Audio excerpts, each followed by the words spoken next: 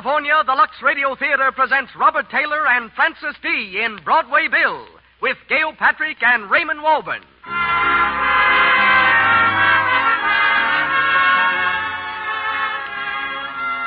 Lux presents Hollywood.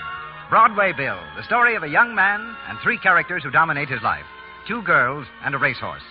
Broadway Bill brings to our microphone Robert Taylor, Francis D., Gail Patrick, and Raymond Walburn, with one of the greatest personalities of the American turf, Alfred G. Vanderbilt, as the evening's special guest. Conducting our orchestra is Louis Silvers. And now, before hearing from our producer, some timely news for the ladies.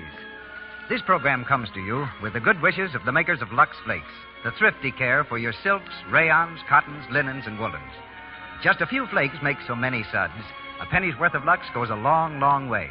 For instance, about a penny's worth of Lux, unless the water is hard, will do your underthings 3 times, your stockings 4 times. Just a little more than a penny's worth will do a sweater and a dress.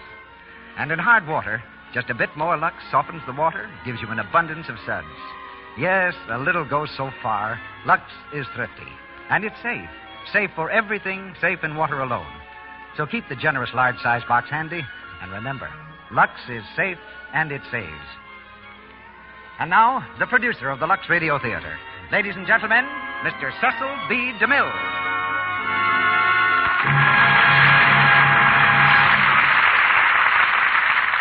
Greetings from Hollywood, ladies and gentlemen. The actor who plays the title role in tonight's play has never been on Broadway, and what's more, has refused to speak a word over our microphone. It's no breach of confidence to tell you that Broadway Bill is a racehorse. And to star with him, we've chosen 2 of the screen colony's foremost lovers of horseflesh, Robert Taylor and Francis D. Right now, some 30 head of horses are grazing on the 1,000-acre ranch owned by Miss D and her famous husband, Joel McRae, who co-stars for me with Barbara Stanwyck in Union Pacific. While also out in the San Fernando Valley, Robert Taylor devotes many of his off-screen hours to raising and riding some of the finest thoroughbreds this side of Kentucky. When she's not in the saddle, Miss D's favorite means of locomotion about the ranch is an old-fashioned buggy left by a former owner. That buggy is rather typical of the style of living on the D. McRae premises. They have no phone there, and when Paramount wants to get in touch with her, they signal frantically by shortwave radio. Miss D makes her Lux debut tonight as Alice Higgins. Robert Taylor is here through courtesy of Metro-Goldwyn-Mayer Studio, where he started his screen career for $35 a week. He came to Hollywood from Pomona College and his hometown, Beatrice, Nebraska. A small-town boy who played the cello, won prizes for oratory, and wanted to be a psychiatrist. He'll appear shortly with Myrna Loy in MGM's Lucky Night and comes to our stage as Dan Brooks. Welcome is also written on the doormat in great big letters for Gail Patrick, who just completed Man of Conquest for Republic. Gail is the most vociferous rooter for our local baseball club, the Hollywood Stars. And tonight she plays Margaret. Raymond Walburn again shows his superiority in character roles in the part of Colonel Pettigrew. Our stars are at the post. The weather is clear, the track fast, and we're off as the Lux Radio Theater presents Robert Taylor and Francis D. in Broadway Bill with Gail Patrick and Raymond Walburn.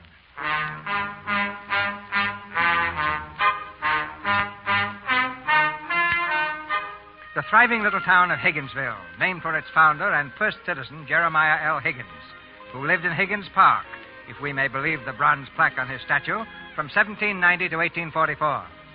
While he's long since been laid to rest, another J.L. in the person of his grandson carries on, still very much Higginsville's public citizen number 1.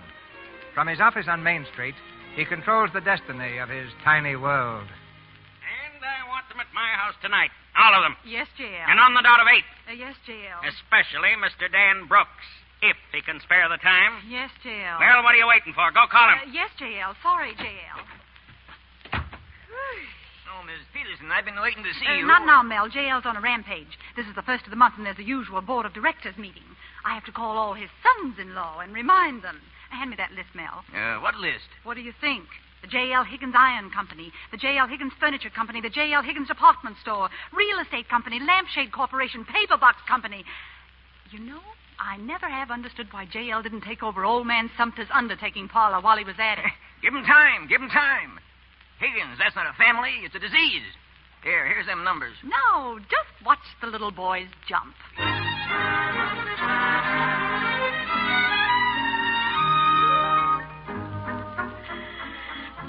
This is Mr. Winslow speaking, Mrs. Peterson. Meeting? Of course I'll be there. Just tell J.L. he can count on me. Mr. Early speaking. Meeting tonight? Thank you. I'll be there right on the dot. Oh, yes, Mrs. Peterson. I wouldn't miss it. 8 o'clock. Tell Mr. Higgins I'll be delighted.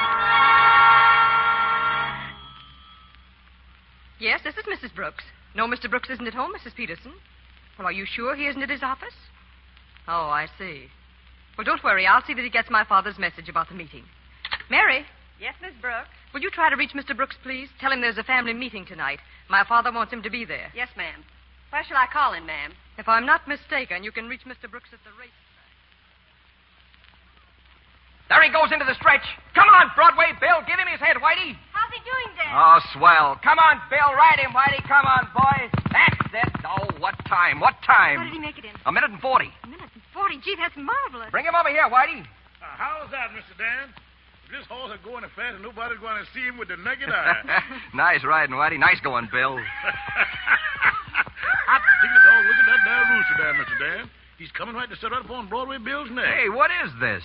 Oh, Miss Alice here been training that Skeeter to do that. Skeeter, that's the rooster's name, Dan. I christened him. Well, mascot and everything, huh? All right, Whitey. Take Bill in and rub him down. Yes, sir. Come on, Broadway Bill. Get up there. Incidentally, Alice, I'm beginning to think you know more about this horse than I do. You've been hanging around the stable an awful lot lately. Want to make something out of it? No. I was just thinking of Emperor Higgins. You better not let him catch you, Princess. Emperor J.L. Higgins doesn't know I'm alive. I'm just the young brat of the household. Well, you will stay single. You'd get married and give him another son-in-law. You'd have to be pretty clever to do that. Huh? Oh. That's right. Funny, but you've always seemed just as much one of J.L.'s daughters as Margaret herself. Somehow I can't get it through my head that you're just a lowly niece. Lowly's the word. The black lamb daughter of a black sheep brother. Ever hear about my dad? No, they don't mention him much. No. He was the one Higgins in history who refused to hig. You know what he did? Threw over his whole share in the family enterprises to get away from this place and do the things he wanted to do. Swell. Oh, he never exactly found any pots of gold lying around. But he did find what's more important. I never saw my mother. She died when I was born. And I only had Dad till I was 11. That was pretty tough. Yeah. But Dad had a sort of creed, I guess you'd call it. He said, you've got just one life, remember that. And always make the best of it. J.L.'s helped me to do that. All the affection he was too proud to show Dad, well, he's poured it out to me. He's treated me like a daughter, all right. I love the old tyrant. Hey, listen to me, will you? The biography of Alice Higgins in 6 easy chapters. Well, I've got to go now, Dan. How about tomorrow? Another workout for Broadway Bill? Sure. But, Alice, if you got other things to do... No, thanks. I love to watch that horse run. Only thing is, I'd like to see him run against something besides jackrabbits. Yes, so would I. He ought to be racing right now. He's got everything, that horse. Stamina, breeding, everything. Dan, the Imperial track opened last week. Yeah, don't I know it? Why don't you, Dan? What? Take Broadway Bill down there and start him racing. You crazy? What about my job? Oh, what about it? You've been wanting to chuck it in Higginsville, too, ever since you got here. Listen, when I came here, I was just a racetrack mug, a bunch of horses and nothing else. Now? You happy now, Dan? Sure, of course I am. Sure. Of course you are. Well, so long, Dan. See you tomorrow. Yeah. Oh, Mr. Brooks, I've been looking all over for you. Your wife wants you to come right home. Oh, and says to remind you there's a family meeting tonight. Get out of here. Huh? You heard me. I said... never mind. I'm sorry, kid. Thanks.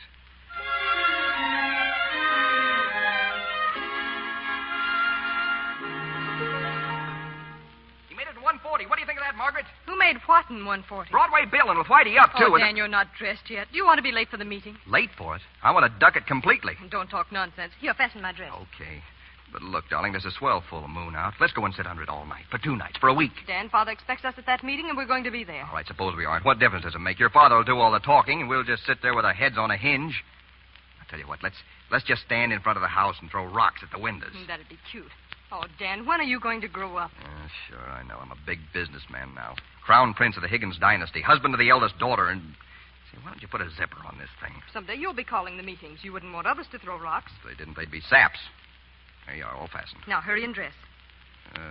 Margaret, listen to me. Well? Suppose I should tell you that I'm miserable here, that I'm dying a slow death. Would you go away with me? Where too. Someplace where I can earn my own living, doing the things I want to do. Back to the racing business, I suppose, so that I can live in cheap boarding houses, not knowing where my next meal's coming from. Well, isn't that better than this? Isn't it better than having your husband a parasite who only holds his job because he's married to you? Oh, Dan. Oh, you're just tired, Dan. I'll speak to Father about a vacation for you. Vacation. You'll never get it into your head that this isn't just a whim of mine, will you? Look, Margaret, I was around horses since I was a kid. They're in my blood. Of course. And you were marvelous to give them up. I appreciate it. Now kiss me and finish dressing. Did I ever tell you the story of Broadway Bill, about his mother? She was blind, you know. Here's your tie, dear. Well, when Bill was born, the old mare had a problem on her hands. She wanted to be near her baby, but she couldn't find him. It was pitiful. Well, then I got an idea. I put a bell around Broadway Bill's Dan, neck. will you hold still? How can I tie your tie? I'm sorry, darling. Well, after a while, an amazing thing began to happen. Broadway Bill realized that something was wrong with his mother. He'd never leave her side. Yes, sir, all the other colts had run lickety-split all over the place, but not him. He stuck by his mother, leading her with that bell of his everywhere she went. Now, what do you think of that? It's beautiful. Now, where's your coat? How can I help loving the guy after all that? Look, come here to the window. I want to show you something. Now, listen. Hear that? That's Bill. Isn't that swell? You're still Huckleberry Finn, aren't you, darling? And now, if you'll hurry up, I'll let you go searching for pirates after the meeting. Okay, Margaret. I guess you just don't get it.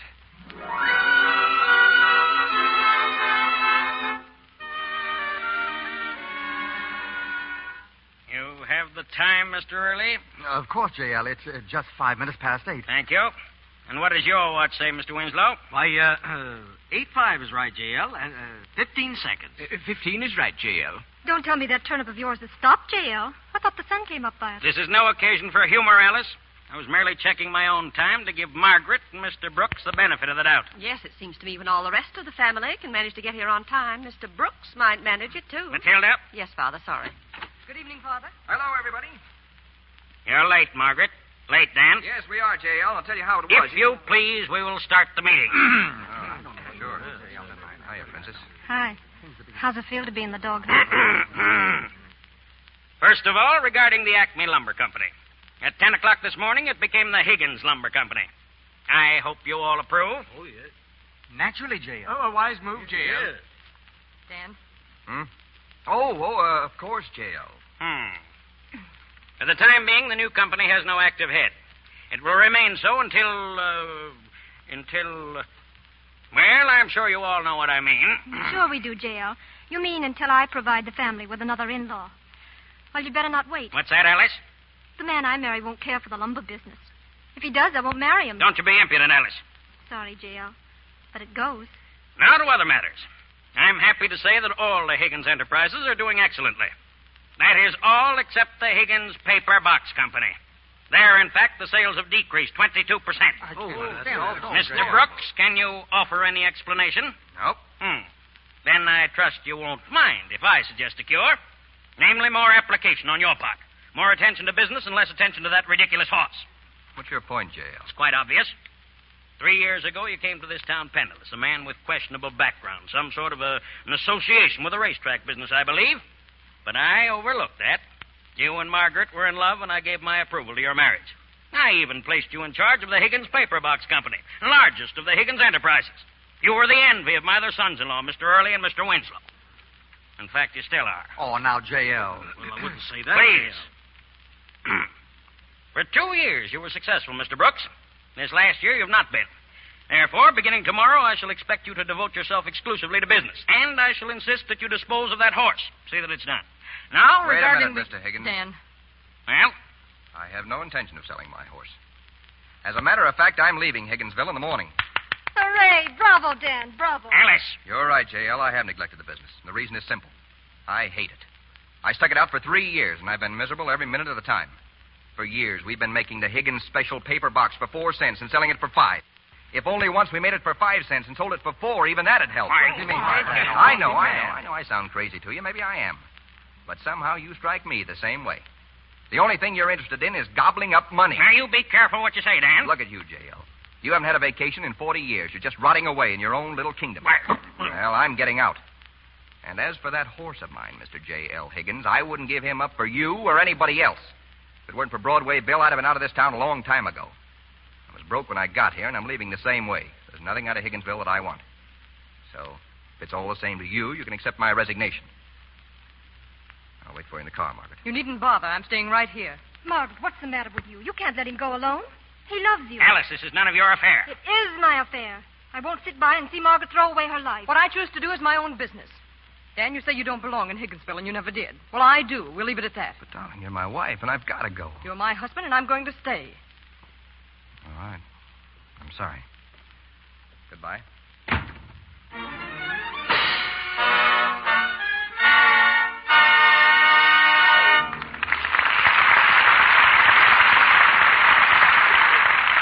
You have just heard the first act of Broadway Bill, starring Robert Taylor and Francis D. with Gail Patrick. During our brief intermission, we bring you the Browning family. It's late afternoon, and all is quiet in the house. Only Great Aunt Cynthia, who is visiting the Brownings, is at home. She's a rather grim, determined old lady who is constantly bewildered by the ways of her up-to-date young nieces. But wait, here comes 16-year-old Dot now, home from a shopping trip. Mother! Your mother's out, Dorothy. What is it? Oh, hello, Aunt Cynthia. Look what I just bought. What is it? A new slip. Oh, isn't it a honey, Aunt Cynthia? Looks perishable to me. Why, Auntie, it's what we always wear. Silk and lace. In my day, young girls wore more practical things. But, Auntie, it's so much more fun wearing soft, silky things. But they don't last. Oh, but they do. You see, we Lux our things after each wearing. And it's just wonderful the way Lux Flakes keep our things new looking a long, long time. Well, look at my slip. I've had it over a year. Over a year? Well, it looks new to me. You can thank Lux Flakes for that. Better try it, Auntie. Think how glamorous it'll keep your things. Really, Dorothy. Glamorous at my age. Well, I must try Lux. It looks as if Dot has won Aunt Cynthia over to her side. She's right about Lux Flakes, you know. They do keep underthings new-looking longer. Gentle Lux has no harmful alkali. Absolutely nothing to spoil any color or fabric that's safe in water alone. It quickly removes perspiration and leaves your things fresh and lovely-looking. For daintiness, Lux underthings after every wearing. Your blouses and dresses, often. And remember, a little goes so far. Lux is thrifty. And now we're ready for the second act of our play. Mr. DeMille. We continue with Broadway Bill, starring Robert Taylor and Francis D., with Gail Patrick and Raymond Walburn.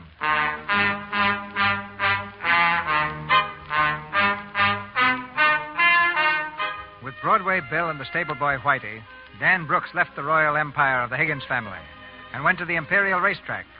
Starting on a shoestring, he is determined to make a living by racing his horse. But things haven't been going any too well.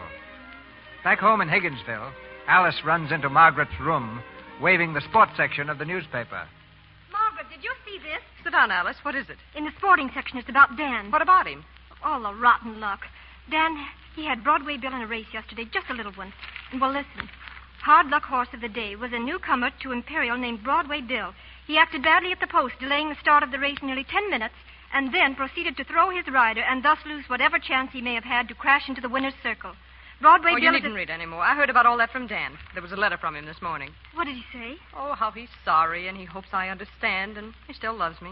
No, I mean about the race. Oh, I don't know. The horse won't run without some rooster or some such ridiculous thing. Peter! Yes, that's it. Did you send it to him? Don't be absurd. But, Margaret, Broadway Bill needs him. He can't win without him. Don't you want him to win? I want Dan to get this nonsense out of his head and come back. I don't think he's coming back. Oh? Well, if that's the way he feels about it, perhaps that's all right, too. Look, Margaret, I know you've never liked me very much, and I suppose it's pretty fresh of me to give you advice.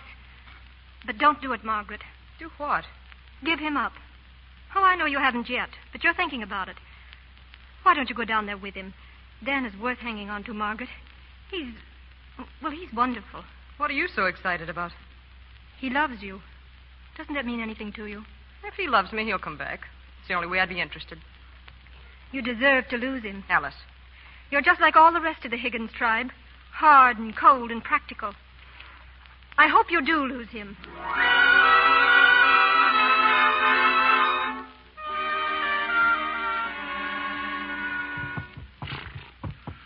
It just ain't no use, boss. Tain't only that race the other day, but it's the way he's been working out mornings. He just won't run without that rooster. Think she'll send it, boss? I don't know, Whitey. We'll enter Broadway Bill again this week and hope for the best. You got the $25 entrance fee, boss? Yeah. Well, you better hope for that first. Don't worry, I'll get it if I have to. Hey, look out there. Isn't that Colonel Pettigrew? Looks sure enough like him. Hey, Colonel. Colonel Pettigrew. Whitey, this is straight from heaven. Hey, Colonel, over here. Well, Dan Brooks, as I live and breathe. Glad to see you, my boy. Glad to see you. How are you, Colonel? Exceptionally well, thank you. Well, come on in. Happy, come here, Dan. This is an old friend and business associate, Mr. Oscar McGuire, laughingly known as Happy. How do you do? All right. Well, sit down, gentlemen. Thank you. Well, this is like old times, Dan. Colonel, I'm certainly glad to see you. I need a friend right now. Well, you know me, Dan. Anything at all. Anything at all. That's swell. Look, Colonel, I got a horse, Broadway Bill. He's right on top and raring to go. All I got to do is get him up to that starting gate. He'll do the rest. You fine. We must get him up there at the first possible moment. Oh, that's great, boy. Am I glad I saw you. Nothing at all. You'll be glad a little later. Dan, confidentially, I've got a little proposition down here at the track that figures to clean up $160,000, and I'm going to let you in on it. Oh, is that so? Yes, sir. Just for old time's sake. Yeah, that's mighty nice of you, Colonel. Nothing at all. It's going to need a little financing, though. I need what? Oh, nothing substantial, mind you. A mere matter of $50 placed on a horse I have in mind, and the winnings to be placed on a series of sure things. It can't miss, my friend. It can't miss. Oh, wait a minute. Are you trying to borrow $50 from me? Oh, vulgarly speaking, yes. Yeah, well, I'm trying to borrow $25 from you. Oh, dear. Well, it looks like a deadlock. I'm sorry, Dan. Yeah, so am I. However, I expect to be rolling in wealth in a few days. You look me up then. Do that, Dan. Sure, I will. Come along, Happy, my friend. There are greener pastures just over the hill. Yeah, that's where the poorhouse is, ain't it?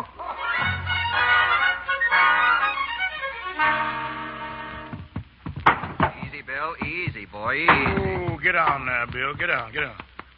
That's the way he's been all the time, boss. Restless like. He won't be no good at all unless we get Oh, shut up about that rooster. Yes, sir. It's just that I kind of figured Hey. What's that? What? That, what is it? Boss, I ain't gonna even guess. Skeeter! It's Skeeter. Hello. Princess! Well, here we are, me and Skeeter. Princess, you're a message from the gods. Give him to me. Here you are, Bill. Here's your boyfriend. Get up there on his back, Skeeter. Yeah, man, look at that. Snapping out of it already. How about it, Bill, old boy? Happy? Is he? Oh, Princess, I could kiss you. Stand in front of your horse. Nice little place you've got here. Yeah. Who sleeps on the cot, you or the horse? None of your cracks, Princess. Come on, sit down. Tell me everything. How's Margaret? When's she coming down? Well, she's fine, but I don't think she's coming down. Matilda has the grip, and, well, you know. Yeah, sure, I know.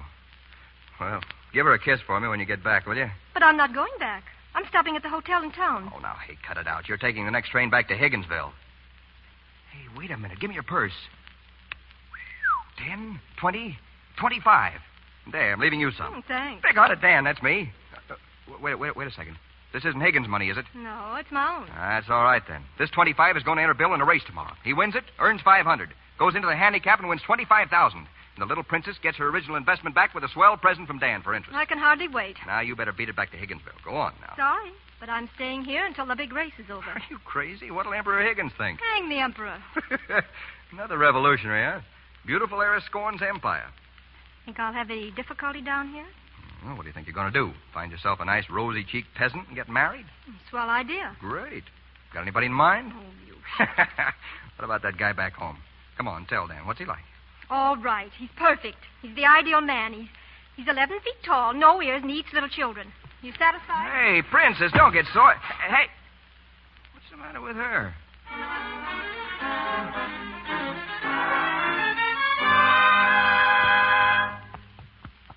137. That's what the time was on him just now. You know what that means? Yes, sir, boss. It means that horse is just plain greased lightning, only without no grease to hold him back. Whitey, it's in the bag. We've kissed our last trouble goodbye. Just one thing worries me, boss. What's that? Old Pop, that feed man.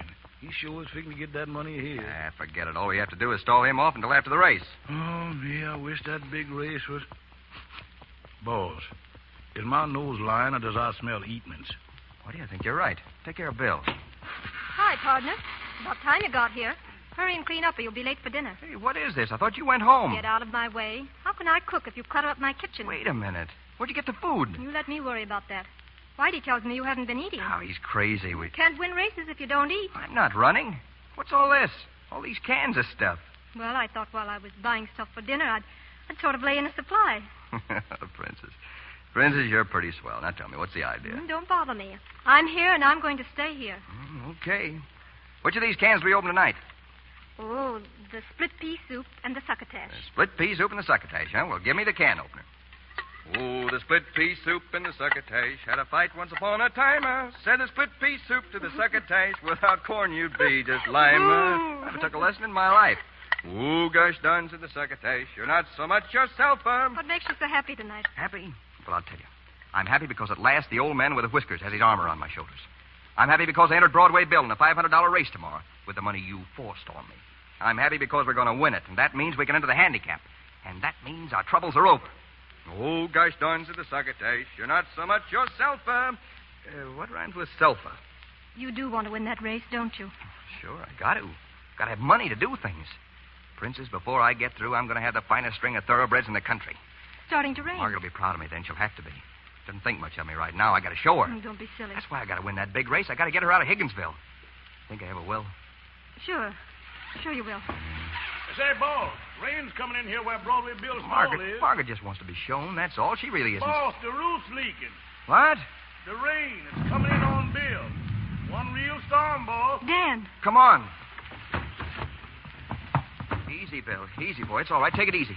Hey, Whitey, those rags over there. Take them and get up there and stuff that hole in the roof just above Bill. Hurry up. Yes, sir, boss. Alice, close that window.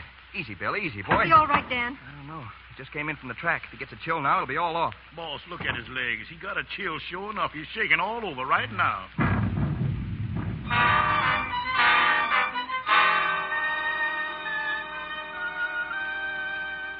Is he all right, Doctor? How about it? He's a long way from all right. A mighty sick animal.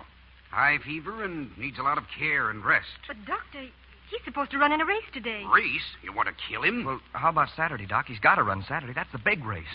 Saturday, eh? Well, can't tell. Animals are funny. Sometimes they snap out of these things like that. But even so, it's a risk. Bad strain on his heart so soon after a fever like this. But whatever you do, don't run him before then. Give him all the rest you can. Thanks, Doc. Thanks a lot. Okay, and I'll send that medicine.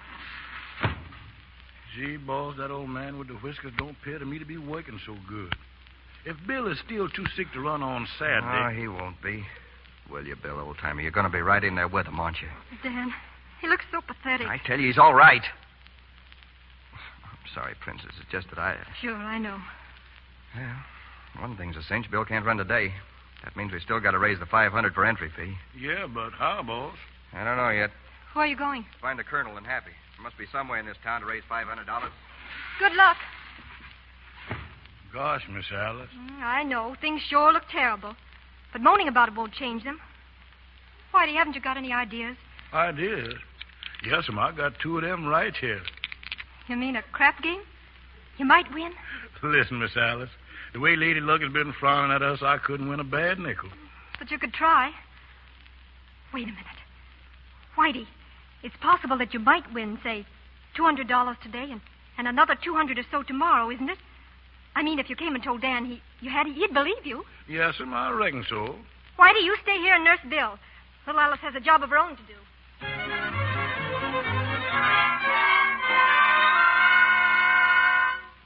Colonel, any luck? Dan, it's a little unfortunate. To be frank, we had an excellent proposition, Happy and I. Got a stranger, to pay us $25 for the exclusive information that a horse named Doughboy was a cinch in the fourth race. Yeah, well, where's the 25? Wait a minute. Hear all, my friend. Hear all. I am abashed to confess, Dan, my boy, that in some strange way, the rumor that the stranger spread like wildfire. In fact, it even came to my own tender ears. You mean you bet the 25 on your own phony tip? Alas, my head is bowed, Danny, my lad. I did.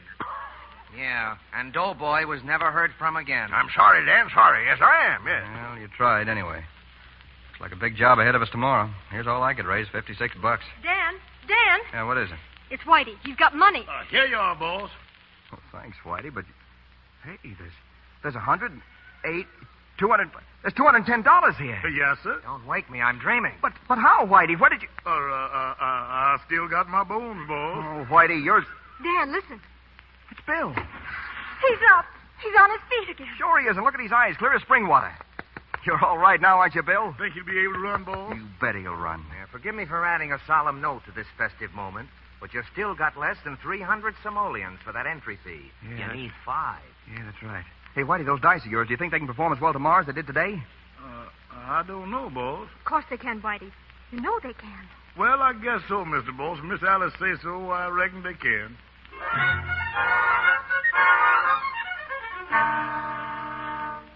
Well, back for your watch already, miss? Your luck must have changed. No, I want to know how much you can give me on this ring. Let's see. About 150. I need 200. I can't. I'm sorry. 160 is the limit. Yes, but I've got to have... Wait a minute. This coat. It's mink. How much for that? But I don't take furs, miss. That's security, isn't it? Give me 220 on both the ring and the coat, and that's all I need. Please. All right. As long as it's you. 220. Oh, thanks. Whitey, Yes, sir, Miss Alice. this man will give you $220. I'll take it to Mr. Dan and tell him you can enter Broadway Bill in the big race. Yes, ma'am.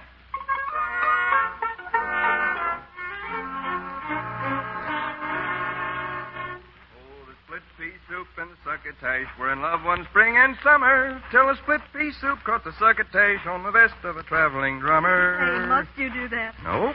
That's a relief. Ah, what an evening. Say, aren't you chilly without a coat? No, I left it up at the hotel. Well, I'd better say goodnight, Dan. No, don't go yet. Sit down. It's a swell night. You know, Princess, I'm a very lucky fellow. Your old man with the whiskers has certainly been on the job. Yeah, you bet I got everything. Great horse inside there, beautiful wife. A nice soft shoulder on which to lay my weary head. Princess? Huh? Yeah, all right. Thank you. You're not really Higgins at all. I bet you had some real nice people in your family somewhere. Pirates or something. Dan, suppose you lose the race tomorrow. What then? No, we can't lose. But if we do? Back to Higginsville. Promised Margaret. Told her if Bill loses that race tomorrow, I don't know anything about horses. Might just well make paper boxes. But we won't lose, Princess. You can't if you wish hard enough. You know what I believe? What? That you can wish for something so hard you wish it into existence. You try that sometime. I have tried it. Lots of times. I should worry. I got a great horse. Even answers when I call to him. You know that? Listen. Must be asleep. Well, he'll get it this time. Hey, that's funny. He always answers when I whistle to him. Hey, Bill, what's... Dan, he's gone. Mr. Brooks. Mr. Brooks, I've been looking for you. They took him. They done took him. Who, Whitey? Who took him? Mr. Jones, the feed man. He come with the sheriff. Had an attachment or something. An attachment? Yes, sir. Just walk in with the papers and took him. It was terrible, boss, the way they was jerking him and had his neck tied to a rope, and they was pulling him along over the cobblestone behind a car. They'll kill him, Whitey. I tried to stop him, boss. I chased him as far as I could. Where'd they take him? I don't know, boss. I'll find him. Dan! Be careful, Dan!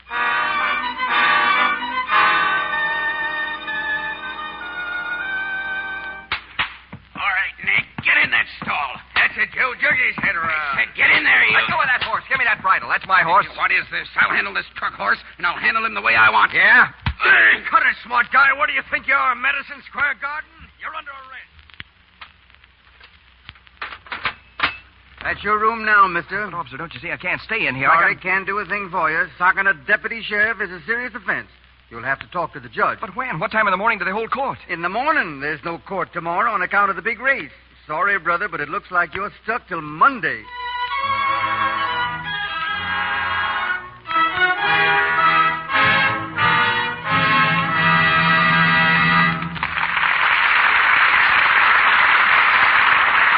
We pause for station identification. This is the Columbia Broadcasting System.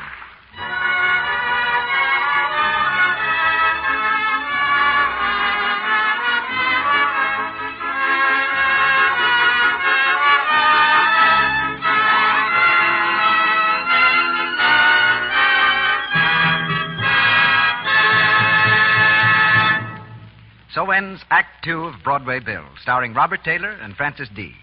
During this short intermission, we introduce our guest of the evening. But first, a word about our product. Lux Flakes gives you double help in your dishpan. They're speedy and they're gentle. Lux dissolves quickly and works fast, and Lux is kind to your hands. It has no harmful alkali, absolutely nothing to dry or irritate your skin. Isn't it foolish to use harsh soaps? They're hard on your hands. Or cake soap, it's so slow. Remember, Lux helps you in two ways. It's speedy and it's gentle. It's thrifty, too. So buy the generous large-size box of Lux Flakes and keep it in your kitchen. And now, here is Mr. DeMille with our guest. Since the cradle days of the Republic, the breeding and racing of thoroughbred horses has endowed the field of sports with America's finest ideals in ethics, fair play, and tradition. It's men like our guest, Alfred Gwynn Vanderbilt, who are keeping that hallowed heritage gloriously alive today. Racing authorities say that this young man is fast becoming one of the greatest personalities on the American turf. He's president of the Maryland Jockey Club, which runs the Pimlico Race Course in Maryland, and owner of Sagamore Farms, where his string of horses include the famous Discovery, Identify, Galley Slave, and Impound. Let's join Alfred Gwynn Vanderbilt in New York City. In your play tonight, Mr. DeMille, Dan Brooks surrenders his home and career for the love of a racehorse. While I don't recommend that other men follow his example, it's very easy to understand Dan's feeling for Broadway Bill. Some people have the idea that men run horses just to collect handsome purses. Believe me, that's not the case. Of all the rewards a racehorse brings its owner, the prize money is not the greatest. The real joy and thrill come by watching a spindly little foal grow into a fine game animal, showing his worth and breeding on the racetrack. Don't think this modern mechanized age is marking the doom of fine horses, racing or otherwise. For in our country, there are still more than 11 million horses. But, of course, all these 11 million aren't bluegrass animals. And incidentally, bluegrass is quite green.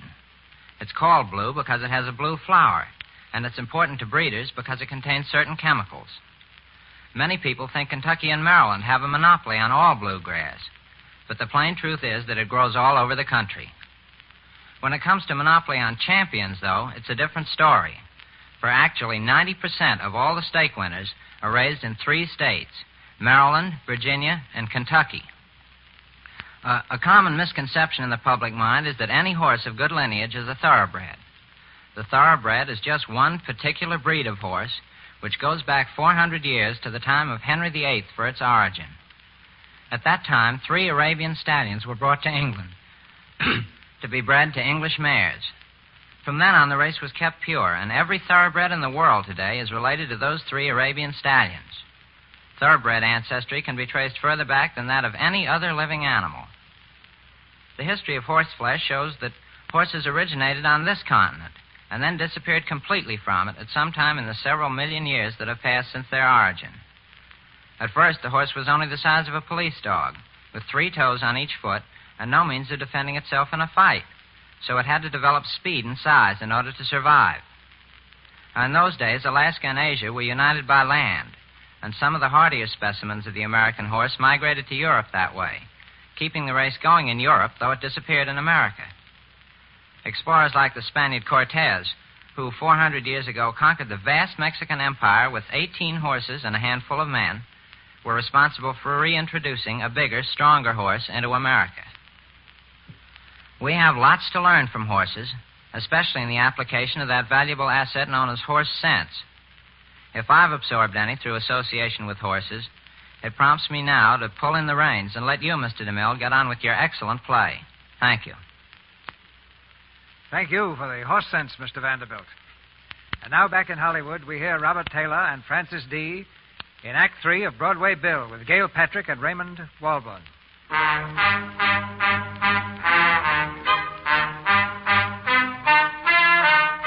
It's the following morning, the day of the long-awaited handicap. Dan, in his cell in the Imperial City Jail, has an early morning visitor. Hello, Princess. Dan, I tried all night to see you. They wouldn't let me in. What can we do? Nothing, Princess. We're sunk. I guess we didn't wish hard enough. The old man with the whiskers didn't hear us. So now it's back to Higginsville? Yeah, back to Higginsville. I guess Margaret will get a kick out of this, she and J.L. Dan, don't talk like that. It isn't too late yet. Something might happen. No, it's just not the day for miracles. Might as well scratch Broadway Bill. Get him out of the race and take it over. Get it over with. Need a 1, too. Did you see the morning paper? They got him listed as a 100-to-1 shot. Well, 100-to-1 or 1,000,000-to-1, I still say he'd have won.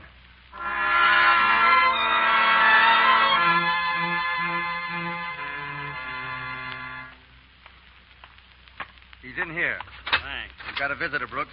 10 minutes, mister. That's enough. Hi, Mr. Brooks. How are you? My name's Eddie North. I hear you've got a horse in the handicap this afternoon. I did have. He was scratched. Yeah, that was too bad. It ain't too late to re-enter him. How? All you got to do is to pay off that feed bill. They'll release your horse, and you can stick him back in the race. Yeah, sure. The feed bill's only $150. I know. I'll pay it if you want. Say, what is this? Now, here's the idea, Mr. Brooks. Broadway Bill was quoted this morning at 100 to 1. For some reason or other, the odds started to go down. Some slap-happy guy named Pettigrew started a rumor that the horse was a sure thing. And just before you scratched the race, the nag was down to 9 to 2. 9 to 2? Yeah, that's it. So I think he ought to run. Wait a minute. Are you going to put a bet on him? Me? No.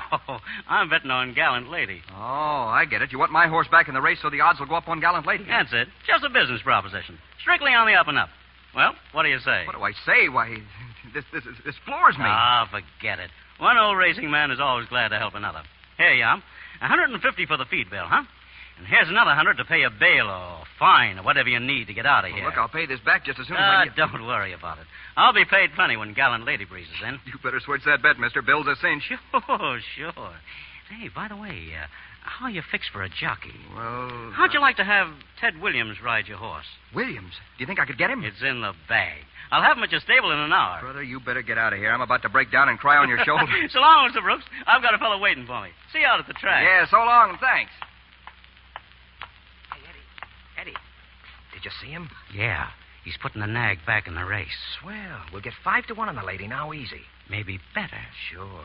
Yeah, but say, what about that Broadway Bill nag? They say he's pretty hot.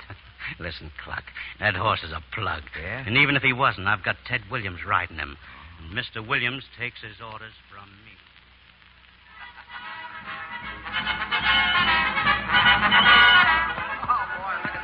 Easy, Bill. Easy. Quiet, boy. You're sure, Williams, that you know how to handle him? Sure, Mr. Brooks, sure. Mr. North said for me to ride a good race for you, and what he says goes. Bill isn't just an ordinary horse. He sure ain't. Now, remember, son, don't use the whip. He doesn't like it. Oh, I'm glad you told me that. He'll probably take the lead right at first. We'll let him have it. Don't hold him back. Whatever happens, don't hold him back. I get it. It's in the bag. There's the post call. Listen, son, I gotta win this race. It means more to me than... Well, my whole future depends on it. So go ahead and good luck. Oh, wait a minute. So long, Bill. The old man's counting on you. Me too, Bill. And Skeeter, he's counting on you plenty, Bill. All right, Williams. I'll see you later in the winner's circle. Oh, Dan. Do you suppose Bill's all right? All right. Well, it's crazy, I guess, but I'm scared. He didn't have any too good care last night, and you remember what the veterinary said. Hey, quit it, will you? I'm sorry. Don't pay any attention to me. I'm just excited. Well, good luck, darling. Thanks, Princess. And you're going to win. You've got to. For my sake. What does that mean? Nothing. Nothing at all. Oh, wait a minute. No, please. It's crazy, I tell you. Come on, let's get up in the stand. The horses are at the starting gate. As I've already told you, Contender is in the number 1 position. Gallant Lady number 2. Galspar number 3. Sun Up number 4. Broadway Bill number 5. And Broadway Bill just backed out of his stall. They're bringing him up again. Constantine is number 6, Buster Boy 7, and now they're all lined up down there. It looks like a started, and there they go. It's Galspar going to the front, Buster Boy is second, Miss Ann is third, Gallant Lady is fourth, Sun Up is fifth, and Roger B. They're going into the first turn with Galspar in front by a length and a half.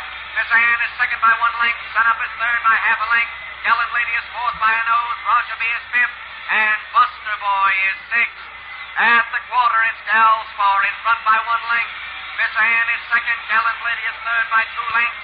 Sun Up is fourth, a length in front of Roger B. And there goes Gallant Lady. Gallant Lady is coming up fast on the inside and is now first by 1 length.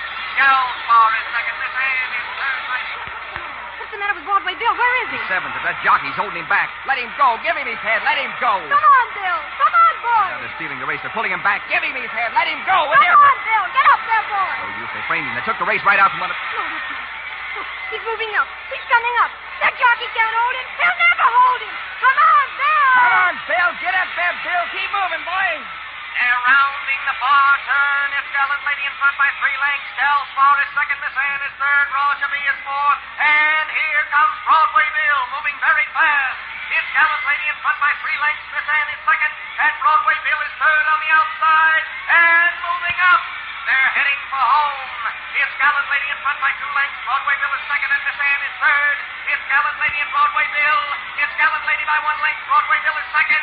It's Gallant Lady and Broadway Bill. It's Gallant Lady and Broadway Bill. They're running neck and neck. It's going to be a driving finish. Broadway Bill is pulling away, and they're coming down to the line of finish with Broadway Bill, the winner.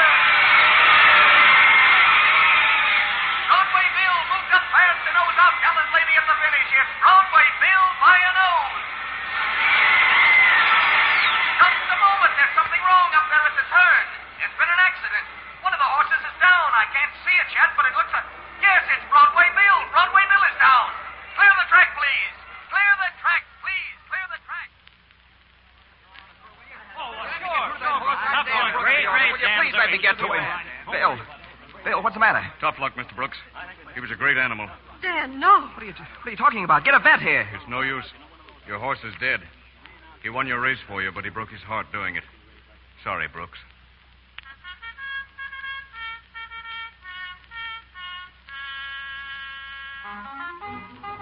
And I know that every one of you who stand here on this field today, while we pay last honors to a great horse, were here yesterday to see his triumph. A triumph that no racing man worth the name will soon forget. I can only say on behalf of the Imperial Track that we're proud that Broadway Bill's grave is going to be right here where it is, at the track itself. I never heard of a horse getting just this kind of tribute before, but then I never heard of a horse that so thoroughly deserved it. There's nothing more I can say. The only man who can say anything is Bill's owner, Dan Brooks. You're wrong, Mr. Collins. If there's anybody who can say anything, it's me. Thanks.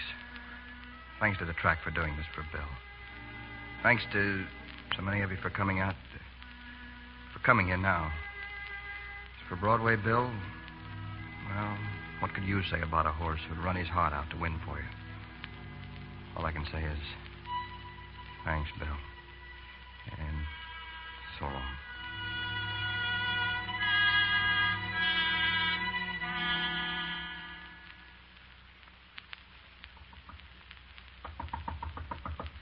Who is it? It's I, Dan. Margaret. Margaret. Oh, Margaret, oh, darling, you did come. I knew you would. Gee, I'm sorry if I didn't see you at the track just now, but... Track? But the race was yesterday. But I mean for the... Oh. Then you didn't come for... I came to take you home, Dan. Father's held your job open, and I've told everyone that you were just on a vacation. Oh. Well, look, Margaret, let's talk about all this some other time. Right now... We'll talk about it now, Dan.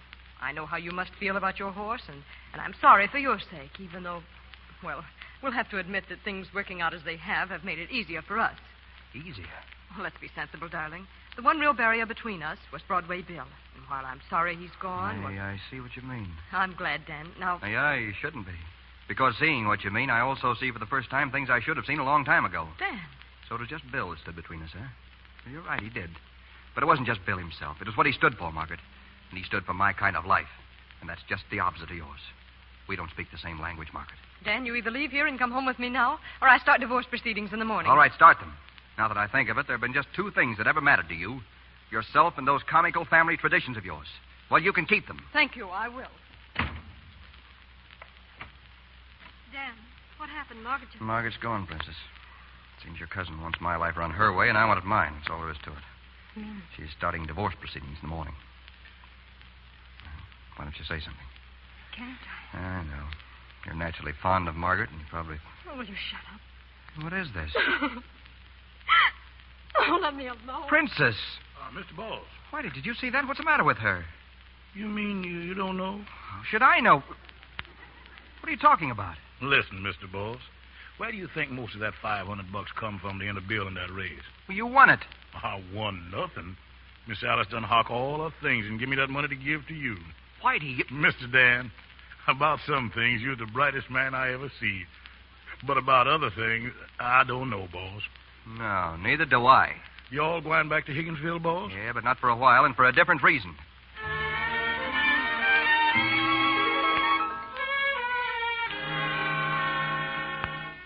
Yes, J.L., you're right, J.L. Yes, J.L. Don't yes, J.L. me. Say no once in a while, can't you? Here's a little news for all of you who are still directors of the Higgins Enterprises, particularly my beloved sons-in-law. This is the last of our meeting. What does it mean? And another thing. The Higgins Paper Box Company was sold this afternoon. But, Father, just because Dan and I are divorced was no reason to sell the company. I'm selling all the companies. The only thing I'm keeping is the bank. Bravo, J.L. Father, what is this all about? I don't even know myself. But I went up to the track the other day, and I saw something that made me sit up a little. I'm wondering now if there isn't more to living than just making money. Like you, Mr. Early, and you, Mr. Morrow, and you, Mr. Winslow. But what about us, J.L.? What will become of us? What can we do? Do what you want. The meeting's adjourned. Hey! It's Dan. Look, he's got a... J.L., it's a horse trailer. With a horse in it. What does it say on the door there? Broadway Bill II. Hey, Princess, come on. I can't wait all night. J.L. Go on. Don't you be an idiot like Margaret. Oh, J.L. Goodbye, darling. Hey, come on. Well, it's about time, Slowpoke. Oh, Dan, darling. Come on. Get in. We're heading for the Latonia track. There's one thing to do first. What's that? Make a queen out of the princess. Oh, Dan. Hey, why the tears? Oh, Dan, it worked. What? What you said about wishing. Your old man with the whiskers has finally got his arm around my shoulder. He has, huh? Well, you tell that old guy I'll stand for no nonsense with my wife. Is that right, young Bill? Hey.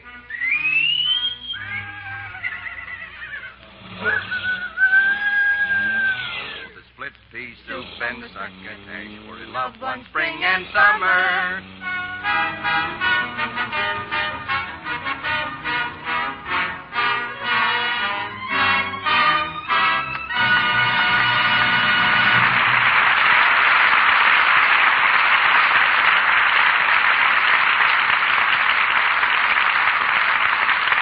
Curtain calls on the last act of Broadway Bill, starring Robert Taylor and Francis D. with Gail Patrick. Our stars return for their curtain calls in just a moment. But first, a word to the ladies. Do you realize that about 1/3 of your silhouette today is stockings? Certainly no time for runs. They're ugly, embarrassing, spoiling your whole costume. You know, you can do a lot to cut down on runs by the proper buying and care of stockings. Here are 3 helpful rules for stocking beauty. 1. Buy the correct size and the right leg length. 2. Buy the right weight for the occasion. 1 and 2 thread stockings for evening. 3 thread for daytime. 4 thread or heavier for sports. 3. Give your stockings Lux Care. Lux saves elasticity and cuts down on runs. Yes, with gentle Lux Flakes, there's no cake soap rubbing. No harmful alkali to weaken elasticity. Remember that. Lux helps your stockings wear longer and fit better. So keep the generous large size box in the bathroom and Lux your stockings after every wearing. Here's Mr. DeMille. Our stars are in the home stretch, but we have a few minutes more with them before they cross the finish line. Incidentally, Mr. Taylor, in spite of your confidence tonight in Broadway Bill's speed, did you know that the chances are that in a long race you could probably beat Broadway Bill yourself? You mean if I could run with a jockey on my back? No, I'm perfectly serious. You mean to say, Mr. DeMille, that if it were Taylor versus Seabiscuit, you'd put your $2 on Mr. Taylor's nose in preference to Seabiscuit? Yes, because generally speaking, a man can outrun a horse over a long distance. As far as I know, the last time that was demonstrated was in England. 15 years ago, when George Hall, a marathon runner, raced a racehorse named Blackjack in a 6-day endurance contest. The horse was withdrawn on the 5th day, with Hall 15 miles in the lead and still going strong. But switching from racehorses to iron horses, Mr. DeMille, I understand you're leaving us tonight for the world premiere of Union Pacific next Friday night in Omaha. I can tell you all about that, Bob. For months I've waited patiently for Mr. DeMille to finish that picture so I might see something of my husband again. But now that it's finished, what's he going to do but take Joel East for the premiere? Yes, and Barbara Stanwyck and about 20 other celebrities. In fact, to mark the departure, they're opening up the brand new $11 million Union Station in Los Angeles. Mr. DeMille's going to be aboard the first train to leave, a train exactly like the kind they used in the 1860s, with a wood-burning engine, red plush seats in the cars, hanging kerosene lamps. And signs reading, "Don't shoot buffalo from the train." We'll be stopping at several cities along the way. Salt Lake City, Cheyenne, Denver, and then after Omaha, where the Union Pacific old-timers have arranged a celebration for us, I'm taking the picture further east to open it in Chicago, New York, and Washington. Well, that sort of complicates things, doesn't it? Now, even if you could run as fast as a racehorse, I think you're going to be just slightly out of breath if you plan to make this broadcast here next Monday night. I won't even try.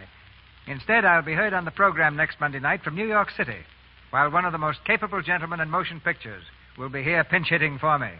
The guest producer will be Mr. Leslie Howard. We'll be rooting for him, Mr. DeMille, and for you, too. And I hope you have as good a time on your trip, CB, as I did here doing Broadway Bill. Good night. And just you see that Joel Albert McCrae takes care of himself, Mr. DeMille. Good night. That's a promise, Francis. Good night, Gail. So long, Bob.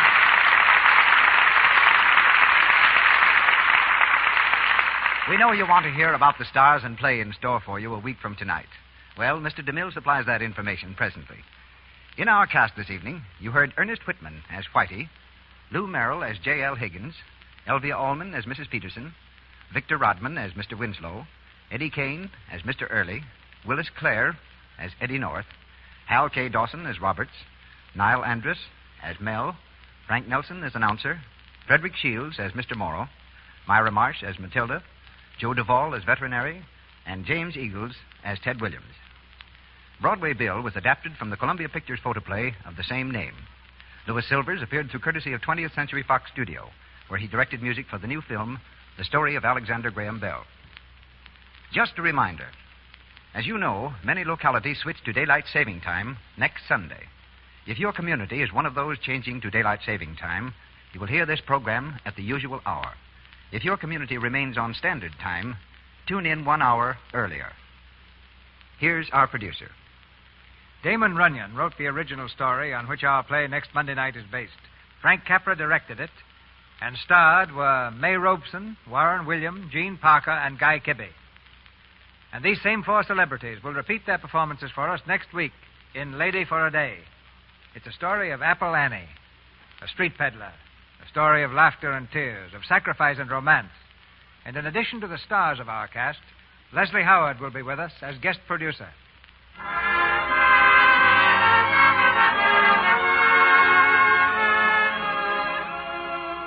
Our sponsors, the makers of Lux Flakes, join me in inviting you to be with us again next Monday night when the Lux Radio Theater presents May Robeson, Warren William, Gene Parker, and Guy Kibbe in Lady for a Day, with Leslie Howard as guest producer. This is Cecil B. DeMille saying good night to you from Hollywood.